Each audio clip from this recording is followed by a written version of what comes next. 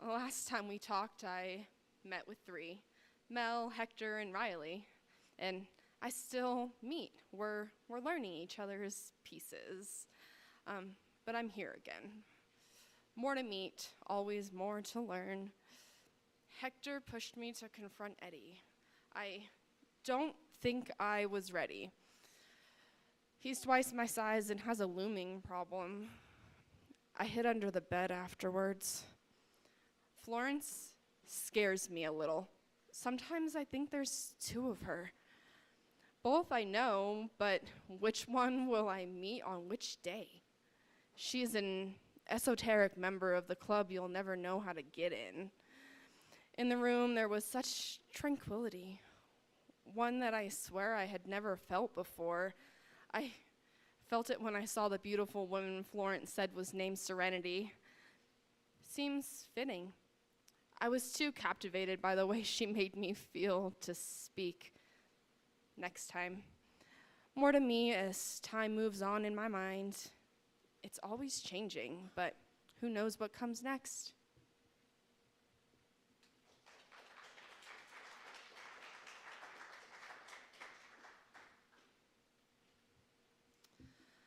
The next one I'm going to do is actually the second poem that I ever wrote. I am a disabled girl. I have epilepsy, so I have seizures pretty much every day of my life. It's really hard for me to kind of just live normally. Like, I go to work, but then I have to leave work sometimes because I'm having too many seizures to work, so there's that. But I wrote this based on like how I feel about having to live with that. So it's called Why Does My Mind Hate Me? I just want to succeed.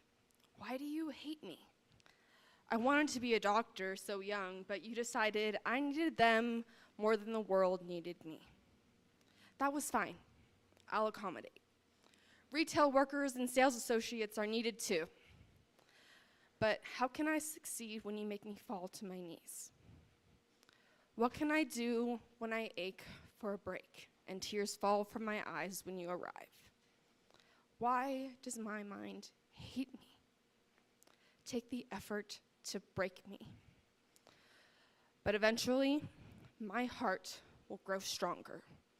Overpower your constant need to defeat me because I am a warrior. In the many childhood battles we fought, and you stood over me and laughed, will only add up to the strength and final promise to live in peace and love forevermore.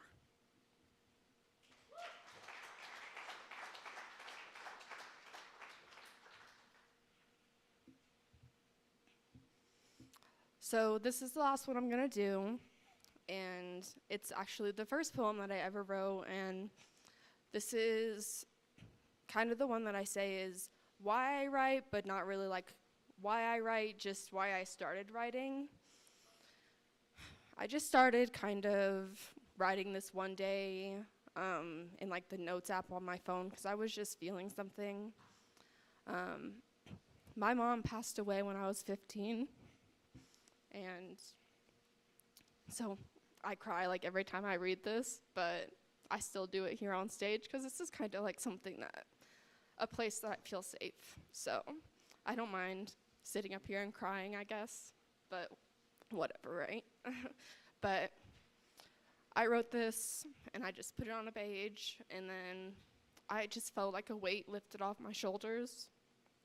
And so that's why I say this is the poem. That's why I write.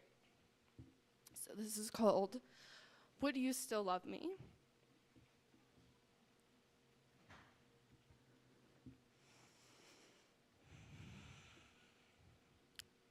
Are you there?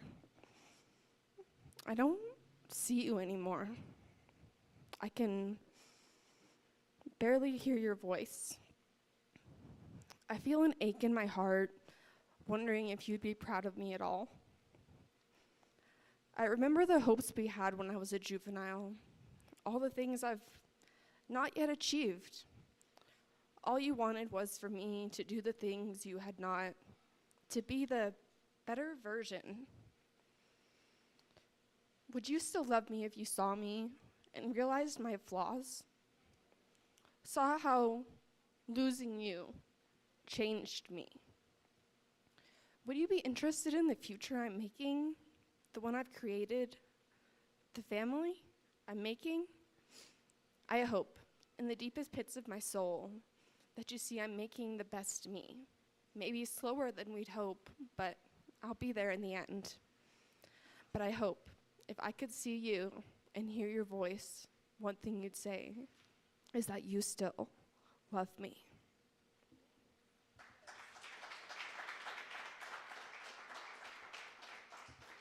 So I do post my poems on Instagram if anybody wants to go read some of them that I didn't read today. My Instagram is just risefromtheashes_Phoenix. So thanks for listening to me today.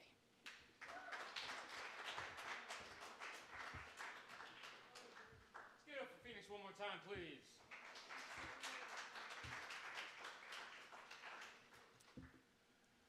Yeah, no, I literally had no clue that first time she signed up. Literally no clue. Like every once in a while, I have people over the apartment and we'll do some writing stuff. And she would often sit in, sometimes she'd participate, usually just kind of hang out and, just enjoy the company and the friends. And so I figured it was going to come one day, but she's a trained vocalist, so every time I tried to bug her to get up here, it was to sing. And there we were about a month before the wedding, and there's this name on the sign-up sheet, and the handwriting looked familiar, but I didn't question it. And boom. Folks, I might get a little bit more into that story when we get to the Q&A. I don't know. We'll see. In the meantime, it's time for me to bring up one more poet before we get to my favorite part of the night. For those of you that are watching the Front Range Group for the first time, I always end with a Q&A because, well, I came up watching storytellers, unplugged, behind the music. I came up, as much as I would love certain authors, when I got to living authors that I could actually see their interviews on camera, I fell in love with those moments, and I wanted to share those. Another thing, something I always talk about, or often talk about, how much we'll spend money to go see our big bands and all this other great stuff, but we don't always share that love with the local artists, and sometimes the ones who want to aren't available. I said I could broadcast that, and we can make that happen. That's what we did here. This next artist coming up here is a newer regular here at the Overpaired Open Mic. But let me tell you something. They don't mess around. They act like they've been here, part of the family the whole time. And as a poet especially, I love that. I appreciate that. And I got mad respect for them. Ladies and gentlemen, please put your hands together. Drum some smoke, Michaels. Welcome to the stage, Eddie the Poet.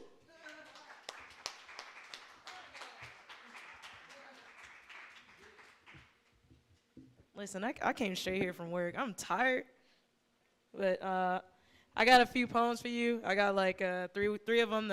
I call them, shout out to my ex. And then I got one of why I write, and then I'll close it from there.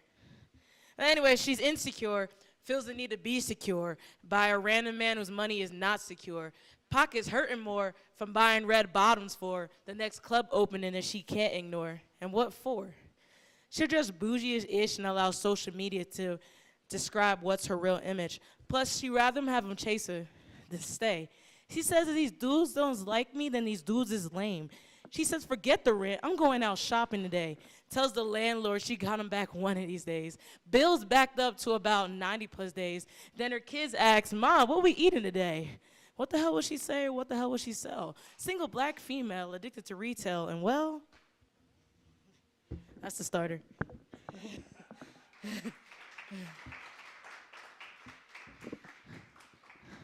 Hey, I got one. This is part of the shout out to my ex edition. It's called Dead Plants.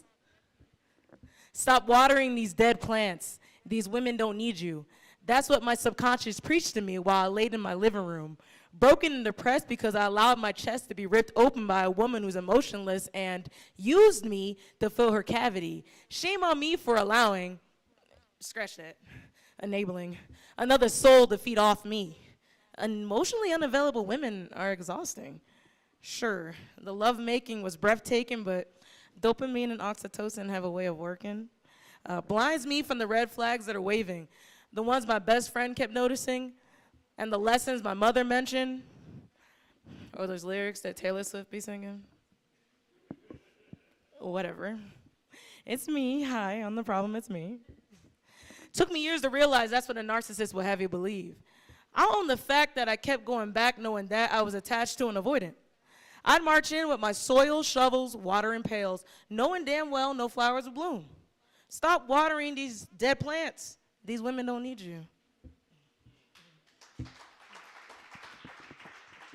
So I say that, but I tend to keep talking to them, so I keep watering them. But yeah, that's the one poem for Shout Out to My Ex package. Here's the next one to Shout Out to My Ex. It's called I Need Air. I'm suffocating. How many times do I have to bend the knee for you to see that you're killing me? Softly, slowly, poisoning my soul, alienating me from my true identity. Just talk to me, but that's too hard for you. Express your feelings, work towards our healing, but that's too hard for you. Tell me you love me, there's no one above me, but that's too hard for you? Girl, are you kidding me? Everything I did to create a we, our perfect image of family, doesn't mean anything. You'd rather hit it and quit it with another chick and leave me crying in the living room just trying to figure out what I miss. Got me out here looking stupid. What's sick is I allowed it for too long. What's sick is that I wish that it went a different way for too long. And now I'm grown. Now I'm strong, and girl, it's time you move along. See, I'm tired of this dance, and I'm sure as hell tired of the song. I've been deprived of air, and I swear I'll never hold out of that necessity again. Now it's time that I just do me and take in this sweet air for me to breathe.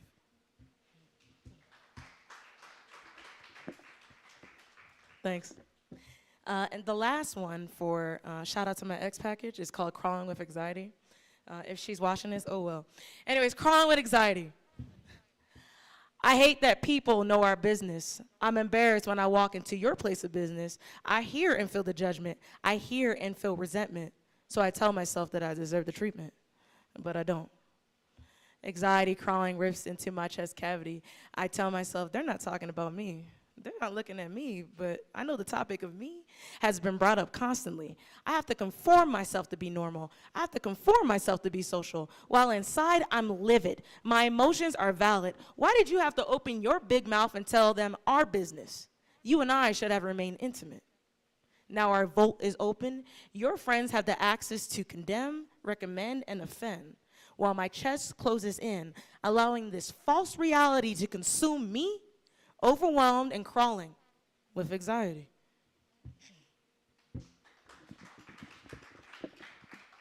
Thank you, thank you. Now, I told y'all that the last one was the last shout out to my ex package, but I lied. Here's Talks with the Therapist, and then I'll tell y'all why I write. Now, why I write is not shout out to my ex. I just say that to be joking, so I'm joking around, but here's Talks with the Therapist. I can't believe you had a nice night without me. Left me on red, so even I doubted me. Confused with LOVE, don't know what it all means. My therapist says communicate and not to forget about me. Her words fill my headspace. Oh, what about Eddie? What about that chick? She's jealous, pathetic, low-life trip, disgusted, that my throat knots just because of missed text messages, embarrassed. I can't enjoy self because I'm indulged in my ex-biz. Then here goes my therapist. Well, what kind of life do you want to live? Shoot, with her. Damn, ain't that tragic? I'm too damn dramatic. I'm too damn connected. I should just cut this. Once again, there goes my therapist. Eddie, just be honest. To be honest is to admit that I wish I could commit. To be honest is to admit that I know what my mistakes are with. To be honest is to admit that the trauma still hits and that it don't miss. And due to childhood-ish, I tend to switch into a cold-hearted chick. Therefore, the flip causes the woman I have and love to submit. She taps out from my crap, and I'm left just like this. Talks with the therapist.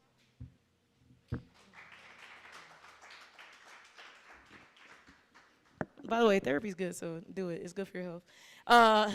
Last one is called Purgatory. This is why I write. I've been in the Army for 12 years. This is my escape, other than reading like Sarah J. Maas books and all that. But yes, okay, I'm on the second one. So anyways, this is one of my release, so it's good for the soul. This one's called Purgatory. This is the last one I'll read for y'all. Why I write. I'm so numb, trying to wake up from this jacked up dream called reality, but unfortunately, I'm still here. Ironically, the only thing that seems to give me clarity is that I have my moments of being righteous with this pen. Despite this, my erroneous behaviors have caused my life to flirt with death. Through poetry, I have questioned my loved ones. I've questioned what's next. See, I flirted with him, the Grim Reaper. Yes, I know him at his best. We've gotten closer, him and I, these past few years, and tears that drain from my eyes highlight all the pain that he displays. And if I play into his deals, I take out my pen and I yield and I yield and I yield hope. And despite this, I still flirt with him. And through my affection, he stays.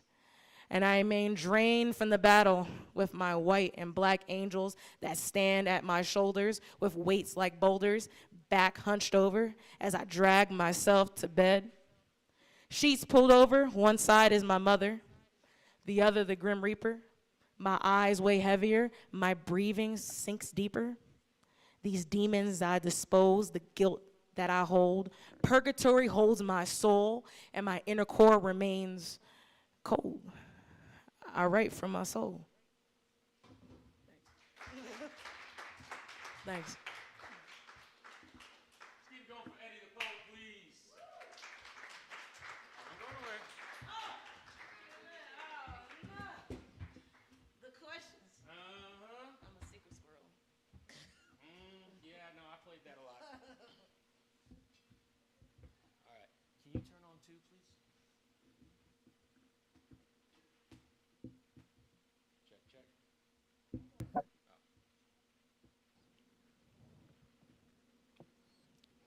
Check, check. All right, there we go. There we go. Come on up here, Phoenix. What's the first question? What's your sign? I'm a Scorpio. Because you're not too. Now, see, like I said, I came up, watching Unplugged, storytellers behind the music. But also my first recurring live stream, my first two back in North Carolina. One was called the Local Musician Showcase. That was a 2-hour broadcast I did. Another one with my poetic alma mater at the coffee scene in Java Expressions.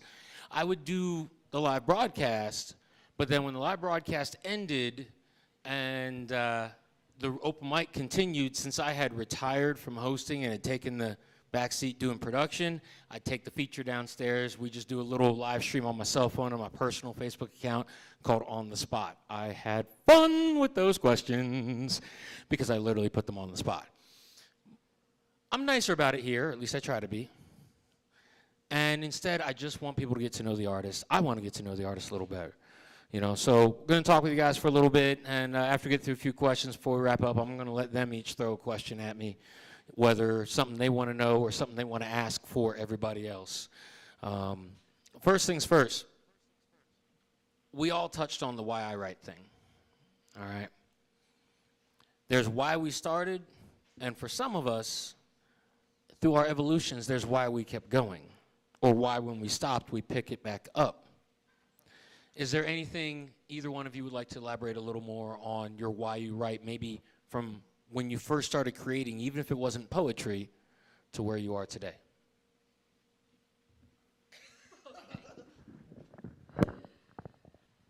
So, really, I did take like a creative writing class when I was in high school. It was like a college class when I was a senior, and I really liked doing that, but I didn't continue. I was in, like a rough spot in my life, and yeah, I liked to write, and I got, good grades in that, but I didn't continue it.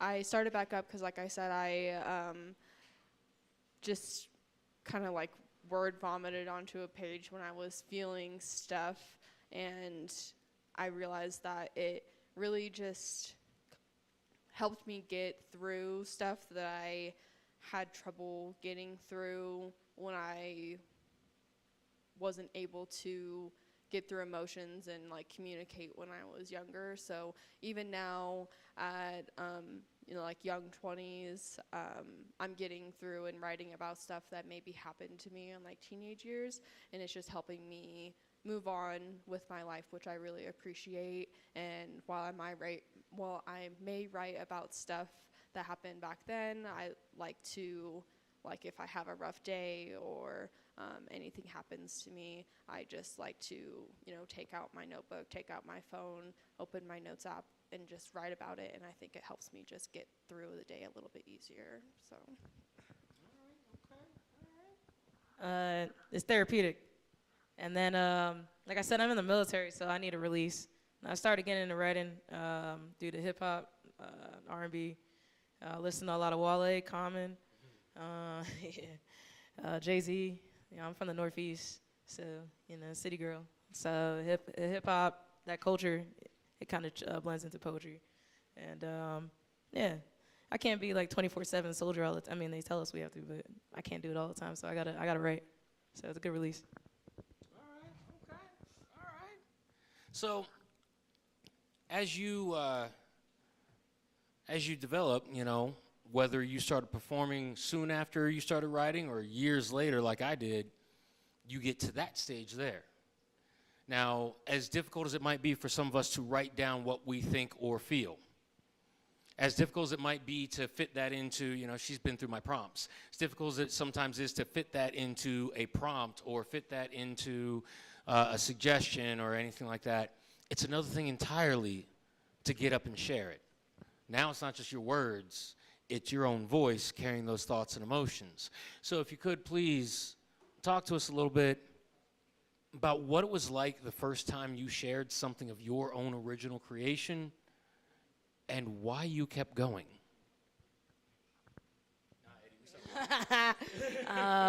The first time I read at an open mic was in North Carolina. I was stationed at Bragg, now known as Liberty, and Airborne. And I was nervous because I was used to just writing, but and reading in front of like close friends. I think my voice cracked at first, if I think back to it. I was nervous because you're putting your bare emotions out there, and you're it's therapeutic because you're putting like you're like being vulnerable in front of people you don't even know. But afterwards, I felt relieved. So I think after I did it after a few times, I just got comfortable. Plus, I put a little humor into it because there's some topics that are like, the last one I read wasn't really humorous, so that one's pretty deep. But yeah, I got more comfortable with doing it in front of people. And then being in the service, like you just get used to talking to people. So, but yeah, I was a young troop when I did it the first time. Yeah, definitely nerves, voice cracked, but it was therapeutic at the end. So yeah. Do you remember that first open mic? Like which venue it was? No, it was this cafe. It was at the second floor too. I forgot the name of it.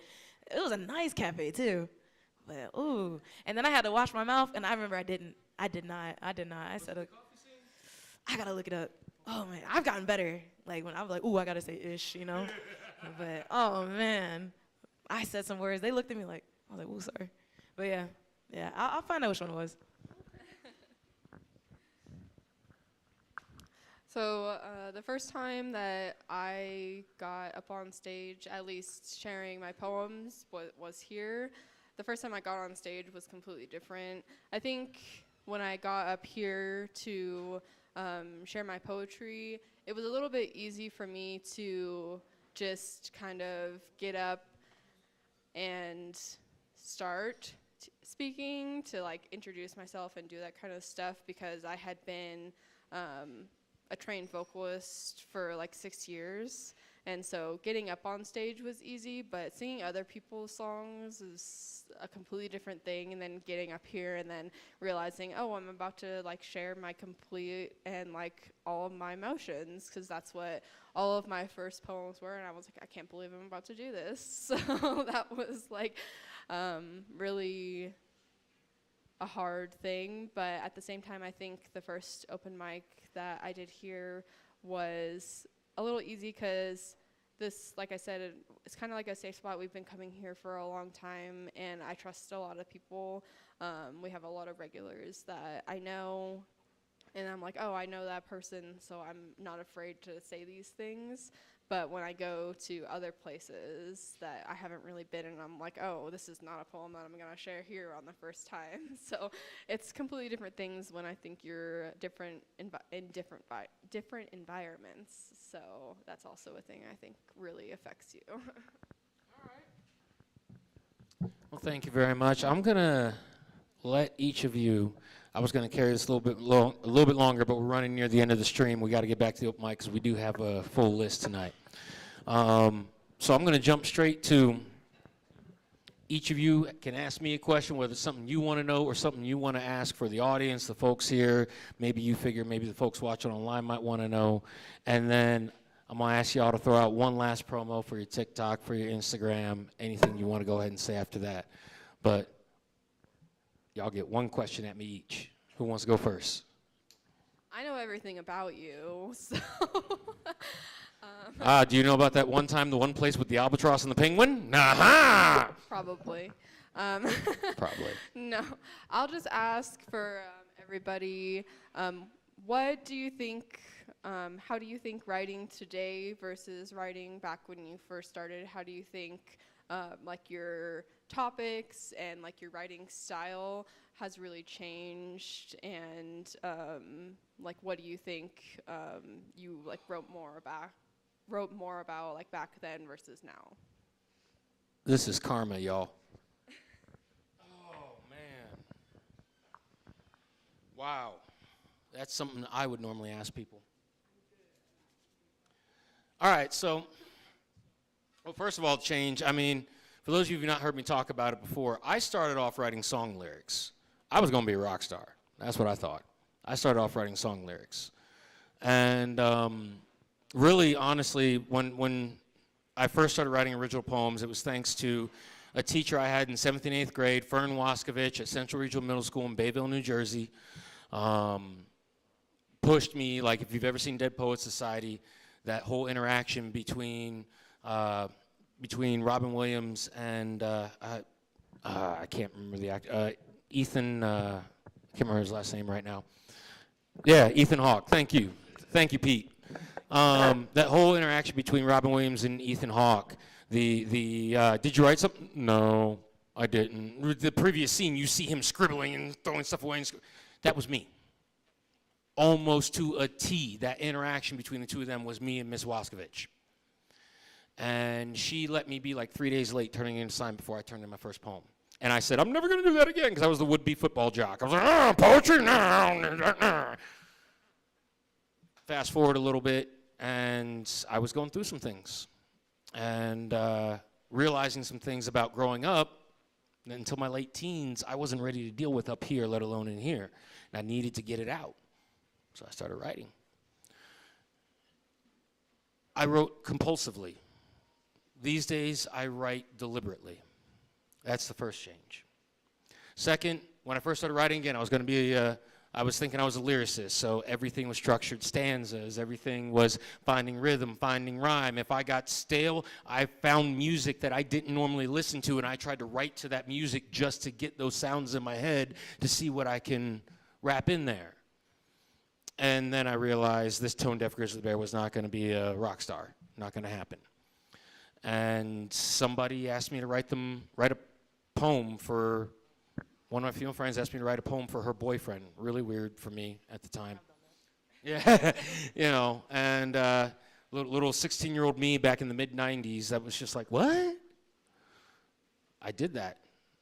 And then I got called out in a crowd, and it was the first time I realized poetry saved my life. I always talk about it. I literally did not think I'd live past 20. First time I realized poetry saved my life.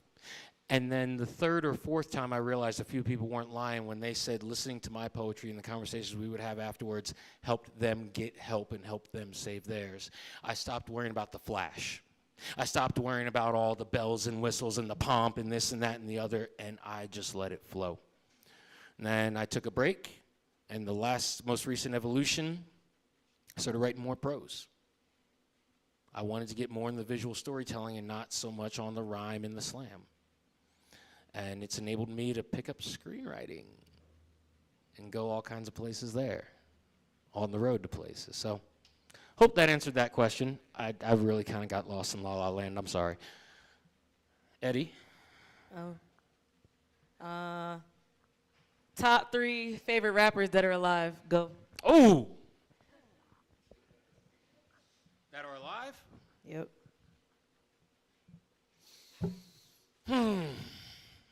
Take you too long. I got mine. I hate to admit it. I hate to admit it. For his ability as a lyricist, and I swear I'm going to be mad at myself for saying this out loud, Kanye. That's one of them. For his ability as a lyricist. Otherwise, I think he can go somewhere. All right. Yeah. Marshall Mathers, Eminem. I couldn't stand him when he first came out. Then he did Lose Yourself and 8 Mile. Changed everything for me. Yeah. Last one, hands down, no questions asked, Dre. I don't know. It'll still be cool, I guess. Yeah. There's no Biggie, Jay-Z, that's all right. I love me some Jay-Z, but No Nas. not my all-time. I will say this, though. To me, it's all storytelling. Now, my top 3 favorite rappers, period. J.O.S.O. Boogie. Nico DeVette. Still living, Sheem 1 out of Columbia, South Carolina. Passed away, Carlos Kaysen, Cartier Jesus. R.I.P., bro, I love you. That's it right there. Right on. All right, brother. Hey, thank you very much. Oh, I appreciate you. For sure. Love you, baby. Mwah. Give it up for Eddie the Poet in Phoenix, please.